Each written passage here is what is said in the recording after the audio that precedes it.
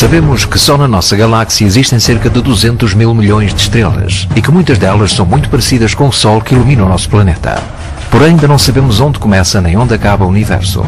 Não sabemos onde foi criado, não conhecemos o seu tamanho nem as leis que o regem. E acima de tudo, não sabemos se existe vida inteligente em algum outro ponto do cosmos ou se estamos sós. Existen indicios de que algo extraño pasa. ¿Cómo no va a haber posibilidades de que exista vida extraterrestre? 200.000 millones de estrellas en nuestra galaxia y nuestra galaxia es simplemente una motita de polvo en la inmensidad del universo. Tiene que existir vida. Somos uma espécie de náufragos do cosmos. Nós estamos neste momento a navegar numa jangada a 30 km por segundo, à procura eventualmente de outro, um outro que seja compatível ou não com a nossa existência. Vivemos num planeta médio que orbita em volta de uma estrela que não é muito grande, num sistema solar bastante comum, no interior de um dos milhares de galáxias que povoam o universo. Podemos realmente afirmar que somos uma espécie única? Si tuviéramos que pensar si alguna vez hemos sido visitados por entidades de otros planetas, yo estoy convencido de que probablemente esas entidades habrían llegado a nuestro planeta antes incluso de que existiera el ser humano. Penso que há muito de angústia, de solidão, de procura de respostas, de procura de encontrar o irmão, o outro, que nos diga que de facto não estamos sozinhos. La hipótesis es muy arriesgada, pero ¿por qué no? ¿Por qué vamos a restringirnos a lo que nos manda y nos ordena el sistema establecido, que nos pone unas orejeras y que nos dice de este límite, de esta cerca, no puede uno salirse porque es estigmatizado y condenado? Bien, yo soy una oveja rebelde.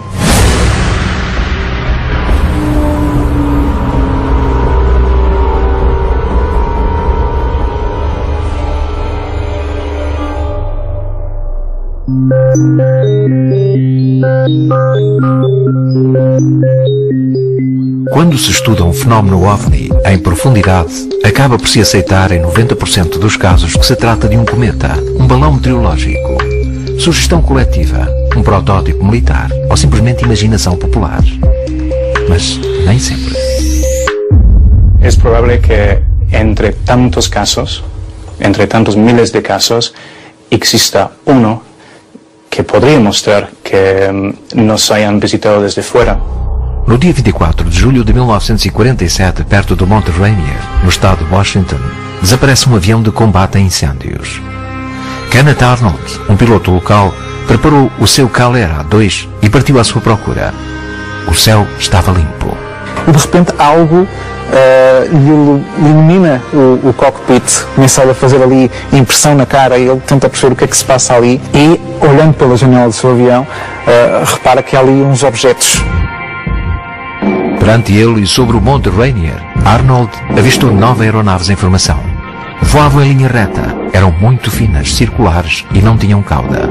Não eram aviões, mas também não sabia com o que se deparava. Se puede decir que cuando Kenneth Arnold vio platillos volantes en junio de 1947, fue el día que todos vimos platillos volantes por primera vez.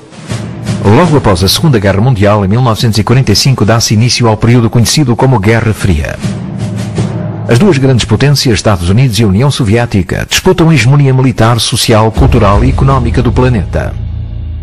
Embora este confronto não chegasse a dar origem ao que teria sido a Terceira Guerra Mundial, o mundo da espionagem, o controle sobre a informação e a paranoia quanto ao que o inimigo pudesse estar a tramar apoderou-se do panorama internacional. Kenneth Arnold era un patriota norteamericano. En consecuencia, él jamás pensó que lo que había avistado pudieran ser naves de otro planeta. Estamos enmarcados en un contexto de Guerra Fría y él lo que quiere es tratar de ajudar a seu país. Uma vez estávamos ainda muito próximos da explosão de Hiroshima e Nagasaki e, portanto, estavam com medo. Ele pensou que pudesse ser um protótipo qualquer dos russos, dos soviéticos. E que, ainda por cima, o facto de andarem tão rápido pudessem transportar ogivas nucleares eventualmente, e, portanto, ele assustou-se um bocado com isso. Um dos primeiros a entrar em cena foi o FBI como responsável pela segurança nacional e a imprensa. Arnold tentou explicar o que tinha visto perante os jornalistas. Falou de uns objetos que se moviam a grande velocidade e que faziam manobras quase impossíveis, como se fossem discos quando chocam contra a água. Sem querer, Kenneth Arnold tinha dado início à era dos discos voadores. Ele espalhou-se e ele tornou-se uma celebridade a nível mundial.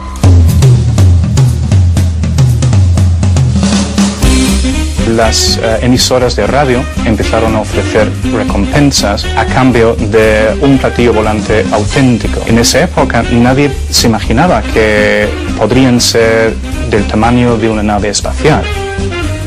Así que cuando las personas presentaban objetos diciendo que los habían visto caer del cielo, la mayoría de las veces eran pequeños, como platos o platillos, o incluso no tenían forma de platillo, ou a tazas incluso.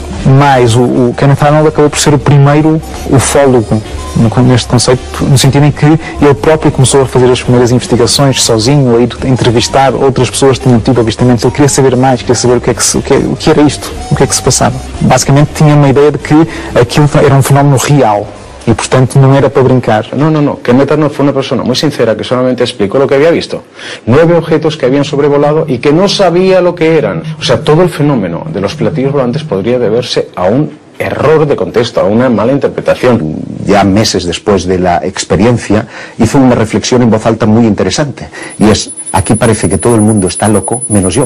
Sofreu bocado com pressões no sentido de, não sabemos se do governo, se de militares, mas alguém lhe bateu à porta e disse claramente que ele devia parar de falar sobre aqueles acontecimentos. La historia de los platillos volantes quizás empezó con Kenneth Arnold aquel día, el 24 de junio, pero los ovnis en sí ya llevaban siglos observándose en el cielo.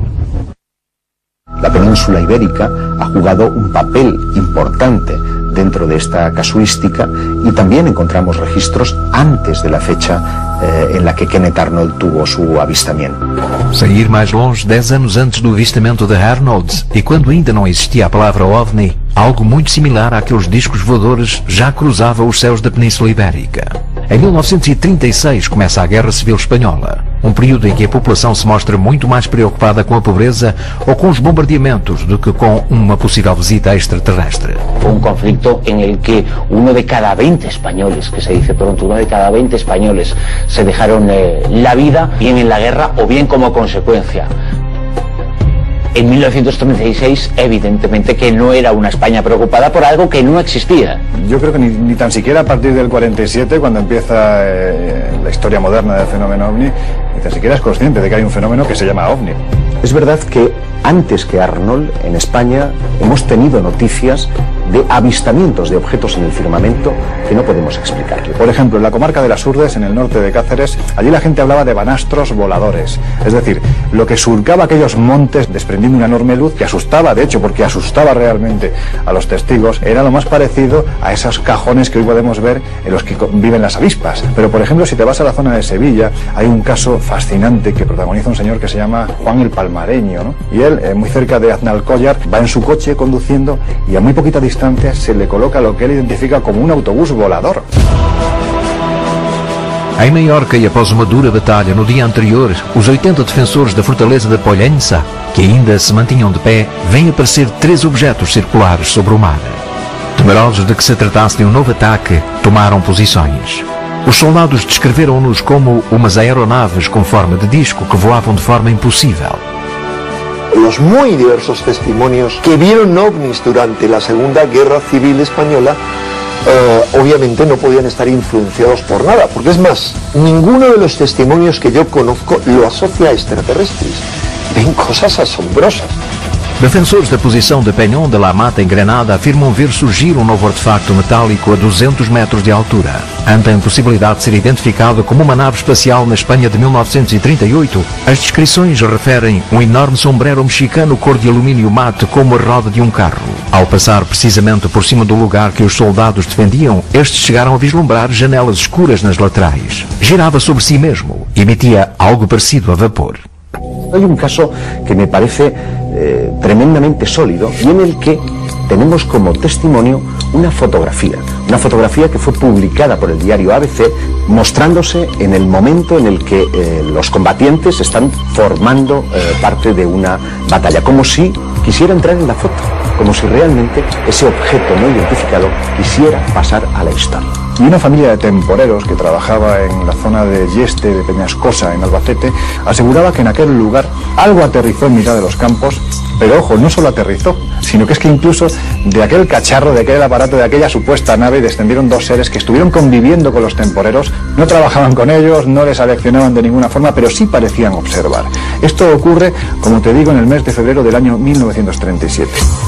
Vários habitantes de uma pequena povoação da região de Cáceres receberam pouco tempo depois, em 1939, várias visitas de um ser com pernas de metal cuja aparição era quase sempre precedida de um forte clarão. Tinha o aspecto de um soldado estranho que caminhava a passos largos e de forma desajeitada.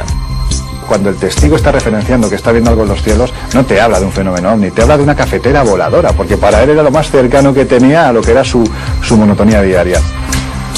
5 meses mais tarde, nas montanhas de Alcarria, um tenente e o seu assistente depararam-se com um artefacto com cerca de 11 metros, suspenso a 2 metros do solo. Na base, uma coluna de luz suportava 2 pessoas que as testemunhas julgaram ser agentes do Generalísimo. Protótipos nazis? Primero, no hay ni una sola evidencia que en 1936 al 39, ni una, hubiera naves de tipo discoidal desarrolladas en Alemania, como después sí hay proyectos, o sea, un poquito después. Pero segundo, lo interesante es que simultáneamente y a veces en el mismo mes en que se dan esas apariciones en España, encontramos apariciones similares en todo el globo. A Força Aérea Espanhola era muito reduzida e antiquada. A primeira ajuda da Alemanha foi materializada em 20 aviões Junkers, mas nenhum desses aviões correspondia às características descritas pelos testemunhos. Uma aeronave circular na Espanha de 1938? Si los hubiera visto Kenneth Arnold, hubiera dicho, esto es lo que vi, ¿no? Es lo más parecido a un platillo volador. Pero de ahí a pensar que la enorme cantidad de sucesos que se produjeron, no solo en tiempos de la Guerra Civil, sino antes y después, en nuestro país, sean todos explicables desde el punto de vista de un prototipo militar. Embora seja verdade que os alemães chegaram a conceber e a construir alguns artefactos com asas circulares, isso só foi feito anos depois, de modo que dificilmente poderiam estar a sobrevoar os céus espanhóis. Pensar que los ovnis son una influencia de la ciencia ficción creo que es un error, porque la ciencia ficción no deja huellas, y los ovnis, en ocasiones, han dejado una huella física que se ha podido estudiar, que se ha podido investigar. Sombreros mexicanos, cafeteiras e autocarros voadores. Enquanto as descrições daqueles objetos estranhos se identificavam com artefactos facilmente reconhecíveis na Espanha dos anos 1930, os serviços de informação dos Estados Unidos estavam prestes a situar-se perante um fenómeno novo, sem nome e para o qual ainda não dispunham de protocolos de atuação. Tinham passado apenas 16 dias desde o avistamento de Kenneth Arnold, quando no Novo México se ia produzir um acontecimento que passaria à história como a primeira tentativa de ocultação do fenómeno OVNI por parte das autoridades, e ao mesmo tempo, como o caso mais conhecido de uma possível visita extraterrestre ao nosso planeta, o caso Roswell.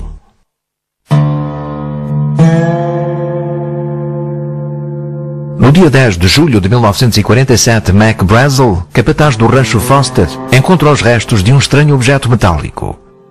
Comunicado descoberto às autoridades locais e perante a suspeita de que poderia tratar-se de alguma experiência militar, o xerife George Wilcox entra em contacto com a base aérea de Roswell. 2 horas depois, todo o perímetro estava sob controle militar.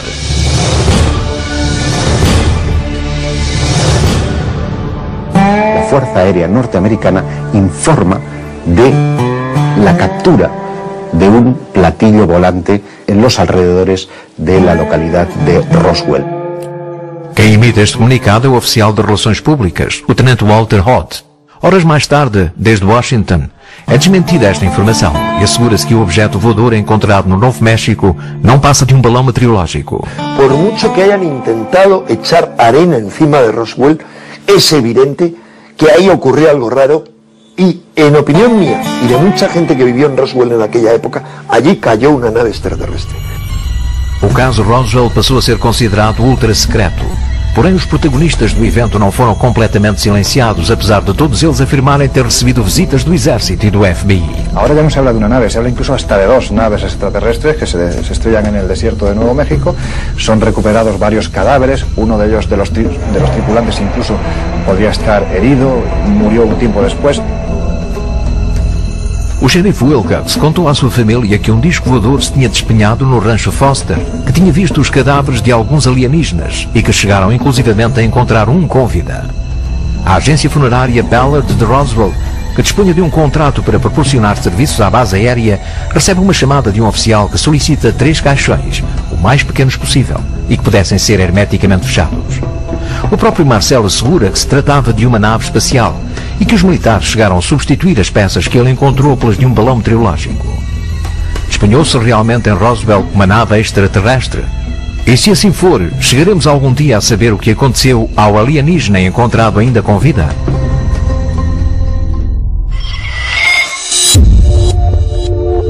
Temos outros casos, temos o Philip Corso, para um coronel da Força Aérea, que afirma ter tido contacto com os destroços do Roswell, que esteve lá, que assistiu, que viu o corpo de um dos seres no leito da morte, fez uma série de confissões a dizer que, enfim, que havia realmente uma campanha para descredibilizar e que Roswell tinha sido de facto real. Corso afirma que, a certa altura, se apercebeu que os radares interferiam na sustentabilidade desses chamados UFOs, ou OVNIs, e que assim que os militares se aperceberam disso, começaram a direcionar o radar no sentido de os fazer cair. Corso diz que muita da tecnologia, muito do desenvolvimento tecnológico que houve no século XX foi devido à reengenharia, da recuperação que houve de certos objetos que caíram, que os militares tiveram acesso e que conseguiram recuperar essa tecnologia, e daí o desenvolvimento dos computadores, dos ecrãs de plasma, enfim, todo este muito acelerado progresso que nós tivemos no século XX resulta, de facto, a começar por Roswell e de outros que também han acontecido que têm a ver. Casualidade ou não, nos 20 anos que se seguiram ao incidente de Roswell, a humanidade alcançou um desenvolvimento tecnológico inimaginável poucos anos antes. A década de 1940 foi marcada pelo controle de energia nuclear. Como consequência da Segunda Guerra Mundial, desenvolveu-se o radar e constroem-se os primeiros computadores eletrónicos.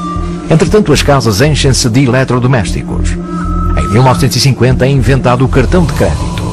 Em 1953, Watson e Crick descobrem a estrutura do ADN. Em 1958, desenvolvemos o chip. Em 1961, Yuri Gagarin torna-se o primeiro astronauta e nasce a tecnologia laser.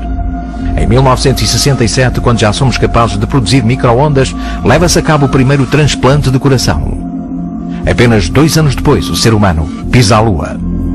Se, de facto, estas pessoas que dizem que participaram em equipas de recuperação, com certeza que tiveram acesso a outro tipo de tecnologia deles.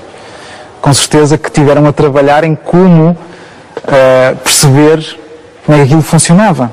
Mas estamos a negar acesso a essa informação. O ex-ministro da Defesa canadiano, Paul Hellyer, é também uma das pessoas que diz que Roswell é verdade. Sabe que existe uma campanha de descredibilização.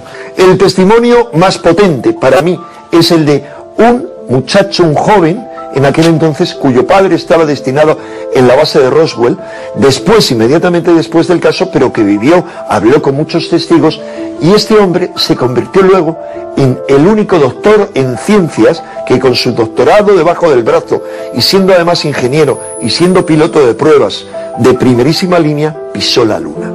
Era el doctor Edgar Mitchell.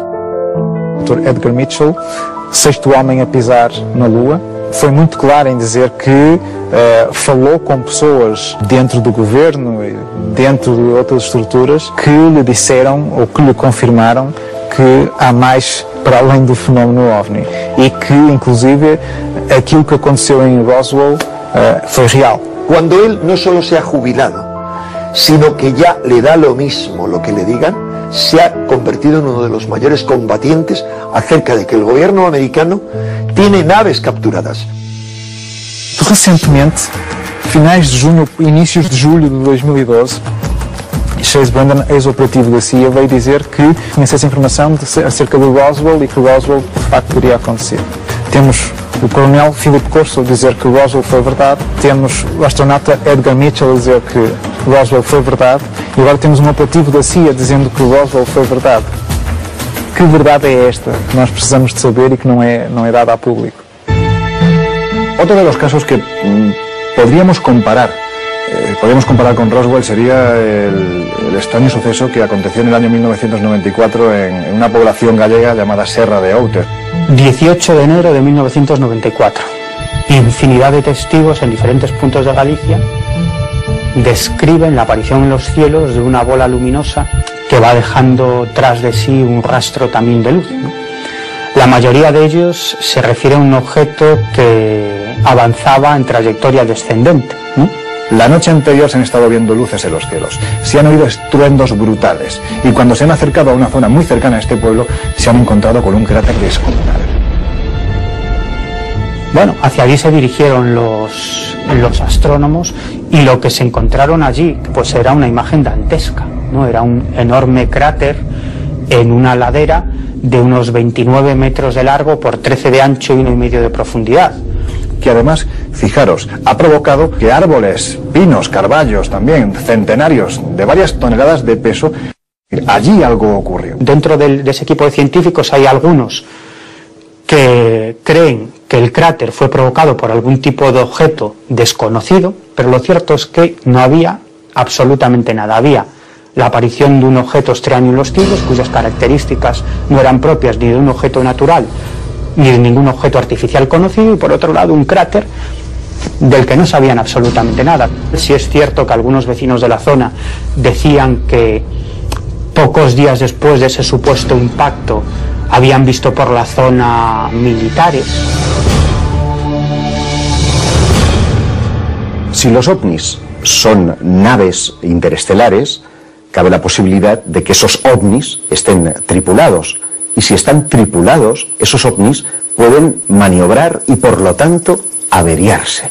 Y si se averían, cabe la posibilidad de que esos ovnis caigan al suelo.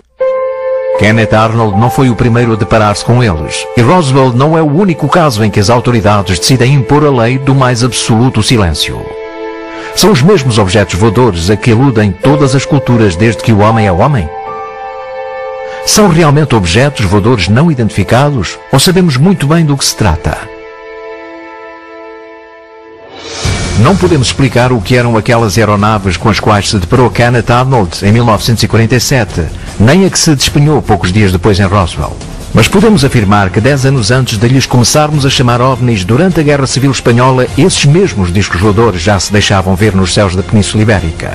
Aparecem ocultos entre os restos arqueológicos, protagonizando as nossas lendas, camuflados nas nossas religiões e descritos milhares de vezes nas páginas da história. São cada vez mais os investigadores que afirmam termos sido visitados por uma civilização extraterrestre desde o início dos tempos. E se for verdade, a melhor maneira de obter respostas é, sem dúvida, formular a pergunta adequada.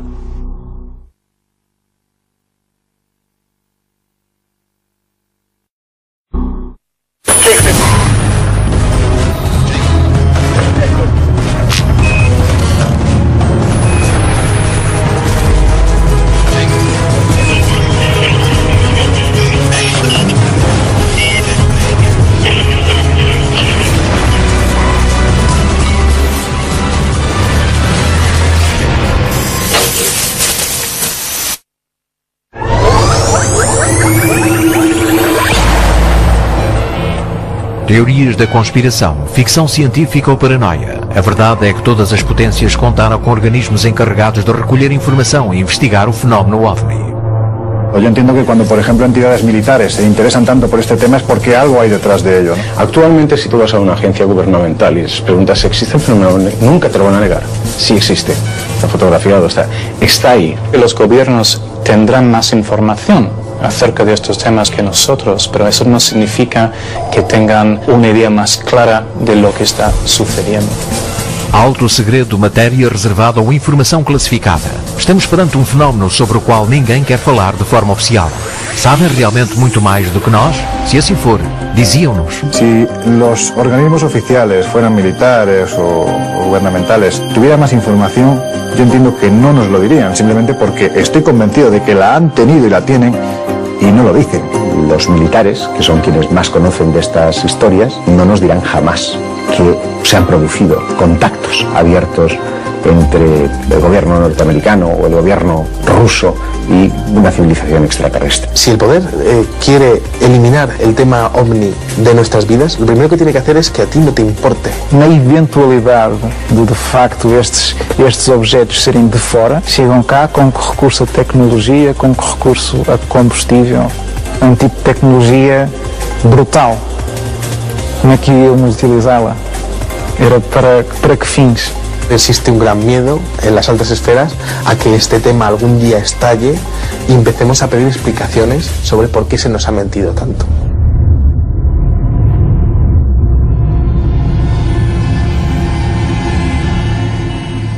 Em meados dos anos 1970, o ser humano, já capaz de dar pequenos saltos no espaço, viu-se preparado para encarar a procura de vida noutros planetas. As sondas Mariner e Viking foram as primeiras a aproximar-se da órbita de Marte e a atingir a sua superfície. Se bem que a possibilidade de lá encontrar vestígios de vida inteligente estava completamente descartada, em 1976, a sonda Viking envia para a Terra uma série de imagens demasiadamente inquietantes.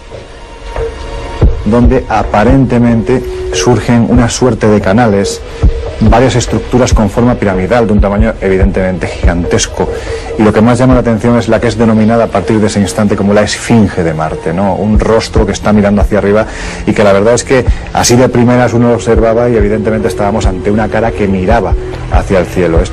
A primeira reação da NASA foi explicar que se tratava de um simples jogo de luz e sombras. O certo é que umas horas depois a mesma sonda volta a tirar outra fotografia já com o Sol noutra posição e a fotografia é exatamente igual. Outra vez uma cara. A cara seria meia hominídea, meia leão, tem a cerca de 1,5 km de altura e cerca de 3 km de comprimento. Portanto, é uma estrutura bem grande. Era uma espécie de uma esfinge e, portanto, haveria aqui uma relação eventual com a civilização egípcia.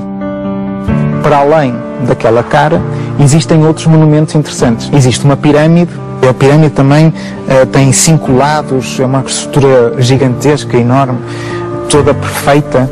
Pero, para colmo de males, cuando llegan las fotografías al gran público, se demuestra que han sido retocadas.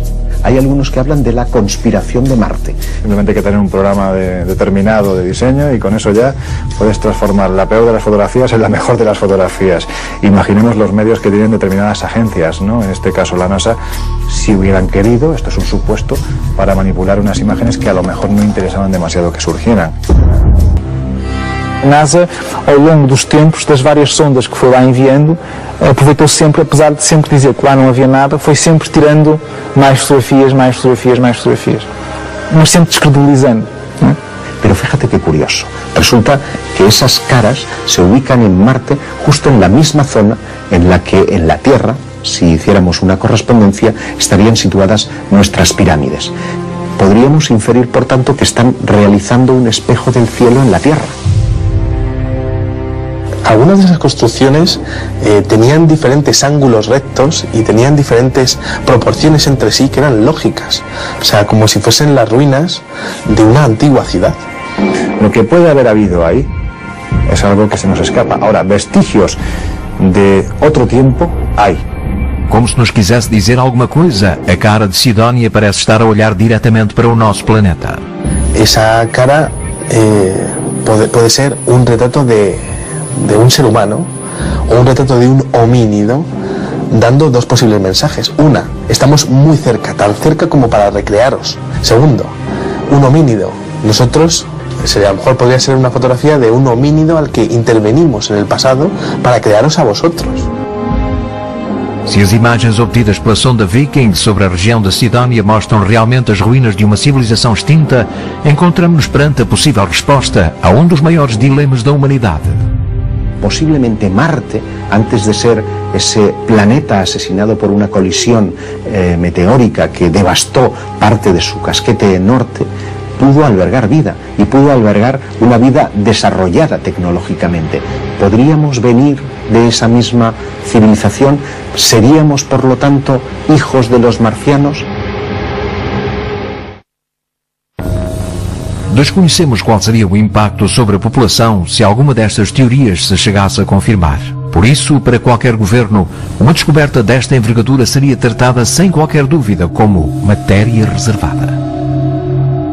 Si los científicos supieran algo que nosotros no sabemos todavía, tardarían un tiempo por lo menos en contárnoslo. Si nosotros encontramos seres vivos en otros lugares del universo, será, sin lugar a dudas, el descubrimiento más importante en la historia de la humanidad. Porque demostraremos, y además lo demostraremos palpablemente, que la vida es una consecuencia de la evolución del universo y que además los seres humanos que nos creemos de esa forma tan orgullosa, los únicos, los más potentes, etcétera, nos daremos cuenta de que en realidad no somos más que un accidente congelado en la evolución del universo. La NASA realiza cientos de investigaciones y descubrimientos cada año y no hace públicos por la cortina y el telón que hay sobre el tema de los ovnis para que la sociedad de alguna manera siga viviendo en su burbuja. If you imagine looking out above the Earth's atmosphere into the dark, starry night and imagining the immensity of the universe, it would be rather discomforting to think that we are the only sentient beings out there. I think it would make the universe feel like a much more pleasant place if we realize it's somewhere out there on another rock orbiting another star like our own. Could be another sort of being, perhaps similar to us, perhaps not so similar, looking back in our direction and wondering if we existed. El problema es que todavía hay culturas, pueblos, religiones que rechazan la idea de que pueda existir la vida extraterrestre. Nós, criados à imagem de Deus, eles são criados à imagem de quem? Si el poder quiere ocultar una cosa, lo primero que tiene que hacer para ocultarlo es que a ti no te interese. Si los americanos, por ejemplo, presentaran alguna prueba de la existencia de vida en otro planeta, podría causar más problemas políticos y religiosos y no sé dónde nos llevaría eso. Esta informação, podendo vir a público, poderia criar algum pânico social. Si la civilización humana hubiera contactado o tuviera oportunidad de hacerlo en un futuro relativamente cercano con una civilización extraterrestre, no nos íbamos a enterar hasta pasado mucho más tiempo, hasta que no estuvieran atados y bien atados todos los cabos que permitieran a nuestros gobiernos de la Tierra tener una cierta seguridad de que aquello no constituye un peligro para nosotros. Traz de alguma forma problemas, é verdade. Eu também compreendo que a democratização do acesso a uma tecnologia demasiado potente pode ser complicado, porque nós, enquanto seres humanos, somos muitas vezes muito maus no emprego da tecnologia, não é? Somos muito animais e, portanto, aí também se compreende que possa haver algum controle de informação. Em 1953, a Força Aérea dos Estados Unidos coloca em marcha o projeto Livro Azul, com o objeto de determinar se os chamados OVNIs constituíam uma ameaça para a segurança nacional. Foram recolhidos 12.618 relatórios, dos quais 701 foram classificados como inexplicáveis. O projeto chegava à conclusão que era aconselhável empreender uma campanha de desacreditação para diminuir o interesse público.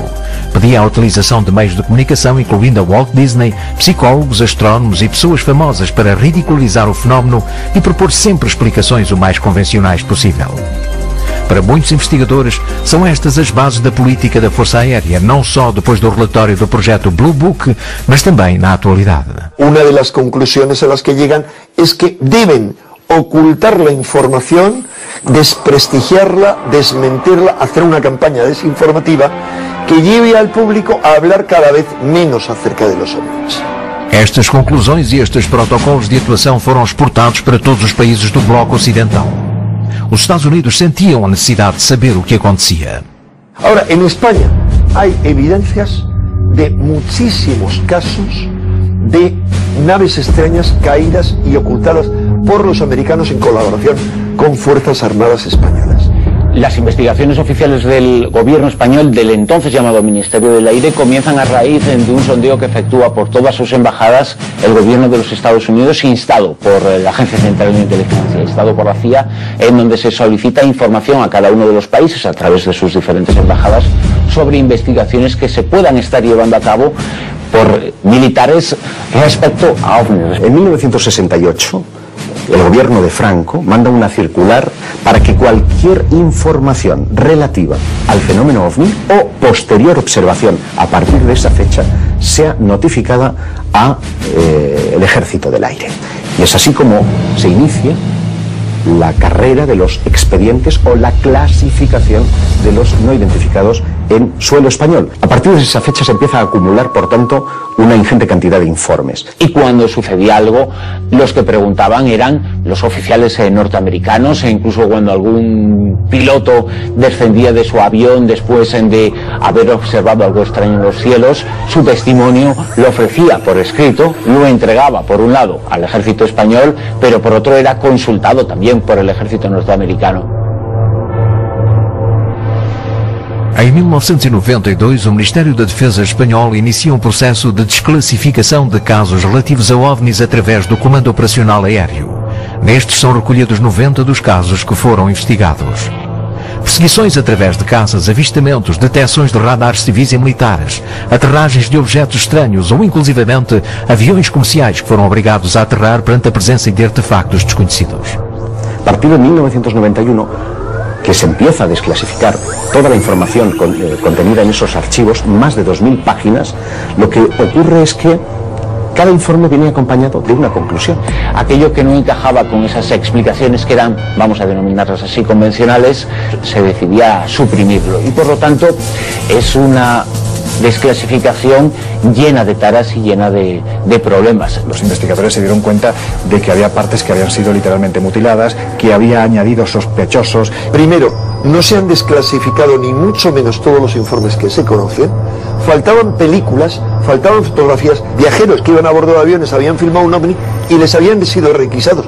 ¿Dónde están esas filmaciones? El suceso de diciembre del año 1990 en Galicia, cuando durante nada más y nada menos que 12 horas una serie de objetos no identificados aparecen en las pantallas de radar.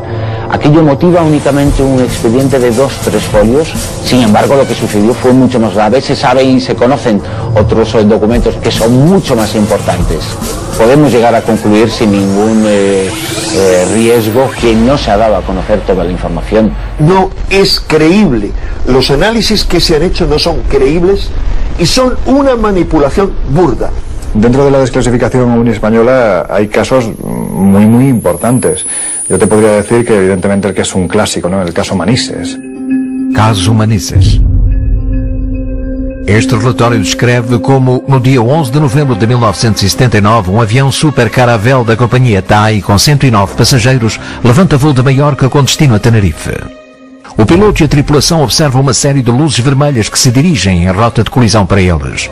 Nervosos pedem informações via rádio, mas nem o radar militar nem a torre de controlo, apesar de captarem o sinal daquele objeto, conseguem dar uma explicação. La conversación que mantienen los pilotos con torre de control es absolutamente fascinante porque te das cuenta del temor tan tremendo que muestran estos pilotos ante algo que desconocen, que sube y baja a una velocidad vertiginosa. Mudaram a rota e levaram o avião para evitar uma possível colisão. Mas aquelas luzes fizeram exatamente o mesmo e colocaram-se a apenas 500 metros.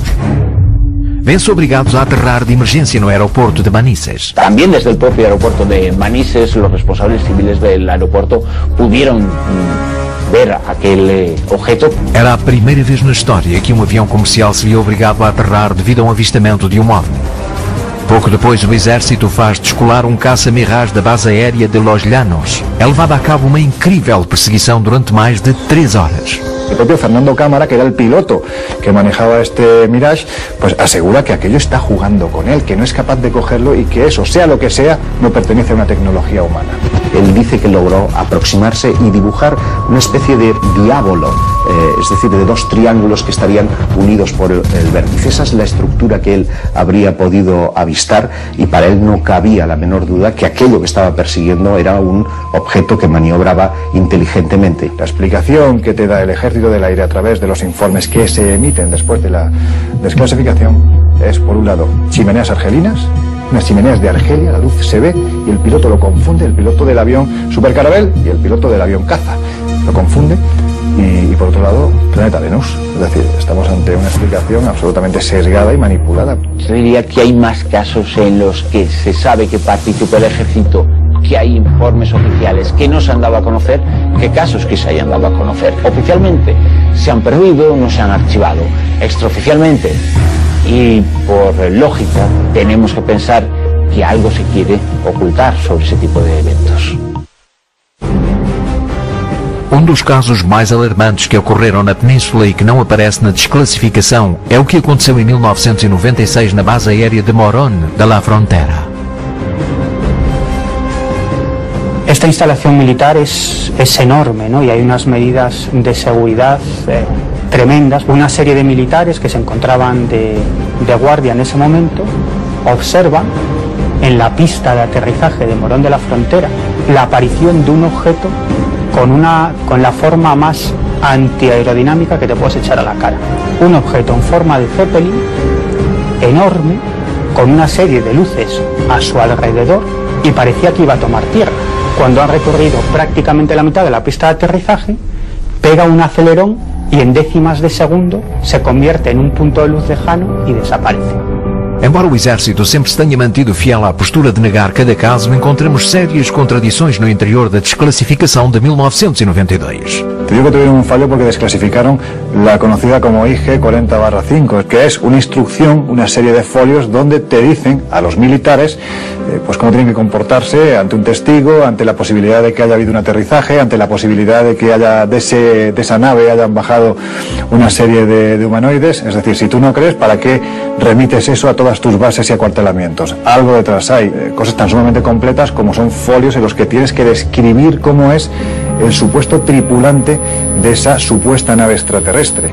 O fenómeno OVNI foi estudado e manteve em alerta as altas instâncias do Exército durante décadas. Continua a ser importante para eles? Hay un pequeño error, es pensar que el fenómeno en España no es secreto, sigue siendo secreto, sigue clasificándose todo aquello que después de una investigación pueda considerarse como no explicado. Siempre hay algún segmento dentro del ejército y por supuesto en su colaboración con el ejército norteamericano que está pendiente del tema. Si algún ovni cae en el territorio nacional, inmediatamente será cercado y habrá sobre él, se tenderá el pacto de silencio que hay en torno a este tema. Pero también hay militares que estando dentro de los principales lugares donde se produjeron esos incidentes salen diciendo que no, que lo que allí hay pertenece a inteligencias de otros planetas y que ellos mismos, como gente preparada que han sido como parte de esa USAF, que han estado dentro en el meollo de la cuestión, aseguran que es auténtico. Temos o caso de Robert Dean, sargento, fez parte do comando da NATO nos anos 60 e que diz ele ter tido acesso a um estudo feito pela NATO, que seria uma coisa assim deste tamanho. Nesse estudo já estavam catalogadas quatro espécies de seres humanoides. Duas dessas espécies tão idênticas a nós que facilmente seriam confundidas na rua e, portanto, que as altas patentes militares andavam um pouco assustadas porque facilmente, quer dizer, não sabiam se eles andavam nos corredores da Casa Branca ou noutro sítio qualquer e não sabiam.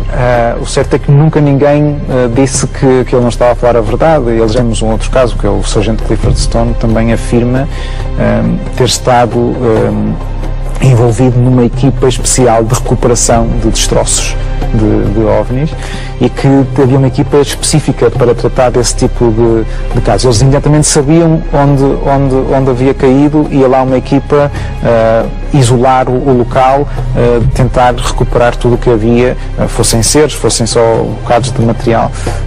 E sim, ele afirma que sim, que viu cadáveres de seres, viu seres ainda vivos de algumas recuperações que fez.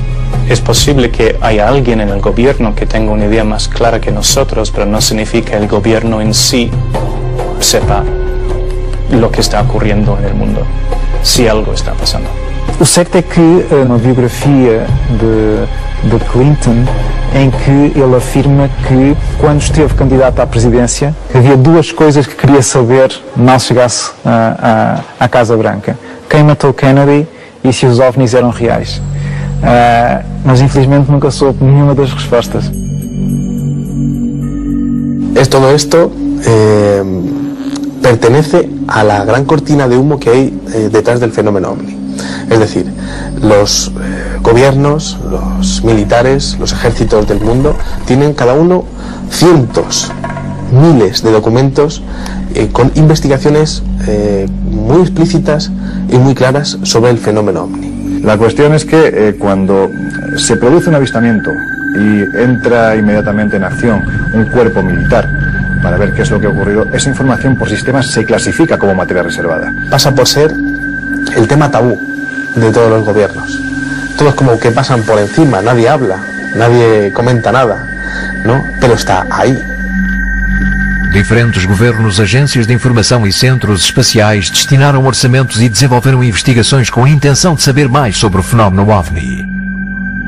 Por que investir tantos esforços num fenómeno do qual asseguram nada saber?